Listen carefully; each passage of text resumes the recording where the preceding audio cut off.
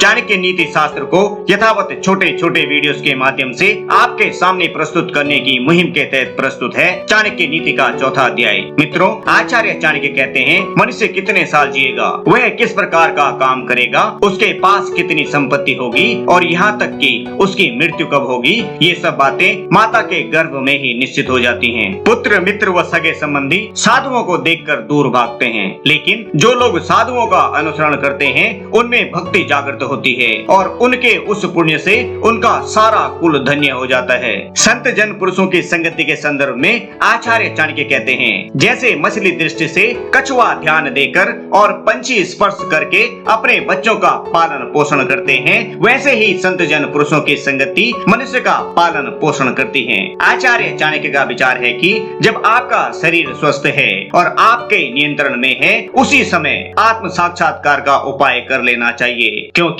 मृत्यु हो जाने के बाद कोई कुछ नहीं कर सकता।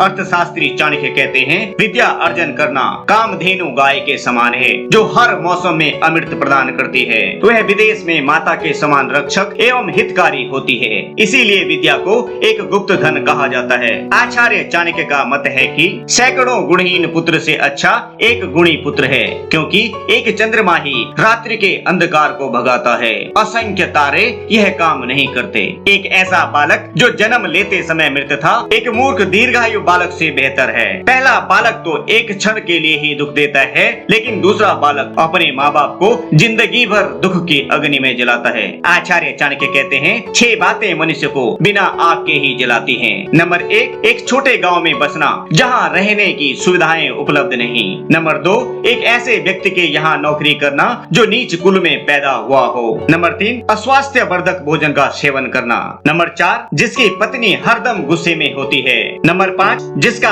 पुत्र मूर्ख है। नंबर 6, जिसकी पुत्री विधवा हो गई है। चाणक्य नीति कहती है, वह गाय किस काम की जो ना तो दूध देती है और ना ही बच्चे को जन्म देती है। उसी प्रकार उस बच्चे का जन्म किस काम का जो ना ही विद्वान हुआ है और ना ही भगवान की भक्ति में लीन रहता है। आचार्य चाणक्य कहते हैं कि जब व्यक्ति जीवन के दुख से झुलसता है तो उसे 3 प्रकार के लोग ही सहारा देते हैं। नंबर 1, पुत्री और पुत्र। नंबर 2, पत्नी। नंबर 3, भगवान के भक्त। चाणक्य नीति कहती है, जब आप तप करते हैं तो अकेले करें, अभ्यास करते हैं तो दूसरे के साथ करें, गायन करते हैं तो 3 लोग करें, कृषि 4 लोग करें और युद्ध अनेक लोग मिलकर करें। आचार्य चाणक्य कहते हैं, वही अच्छी पत्नी है जो सूचिपूर्ण है, पारंगत है, शुद्ध है, पति को प्रसन्न करने वाली है और सत्यवादी है। मित्रों, निर्धनता एक अभिशाप है। आचार्य चाणक्य कहते हैं, जिस व्यक्ति का कोई पुत्र नहीं उसका घर उजाड़ है, जिसका कोई सगा संबंधी नहीं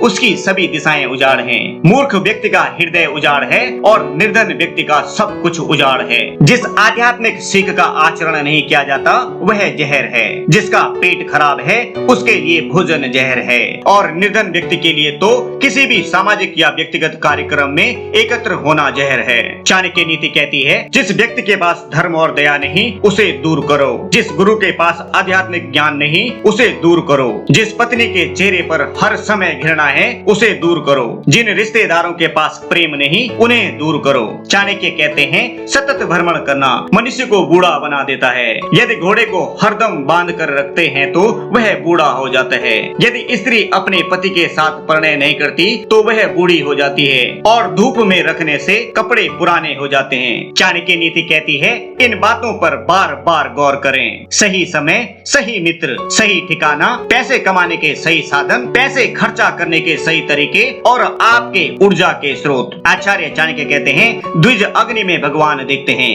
भक्तों के हृदय में परमात्मा का वास होता है। जो अल्पमति के लोग हैं वो मूर्ति में भगवान देखते हैं, लेकिन जो व्यापक दृष्टि रखने वाले लोग हैं वो यह जानते हैं कि भगवान सर्वव्यापी है। तो ये था दोस्तों चाणक्य नीति शास्त्र का चौथा अध्याय। आशा करते हैं आचार्य चाणक्य की नीतियों को आप तक पहुंचाने की हमारी ये मुहिम सफल रही हो। इस वीडियो को शेयर कर आप भी हमारी इस मुहिम में शामिल हो सकते हैं और अगर आप प्योर ज्ञान के नए मेहमान हैं तो चैनल को सब्सक्राइब कर बेल आइकन जरूर दबाएं। धन्यवाद। आपका दिन शुभ हो।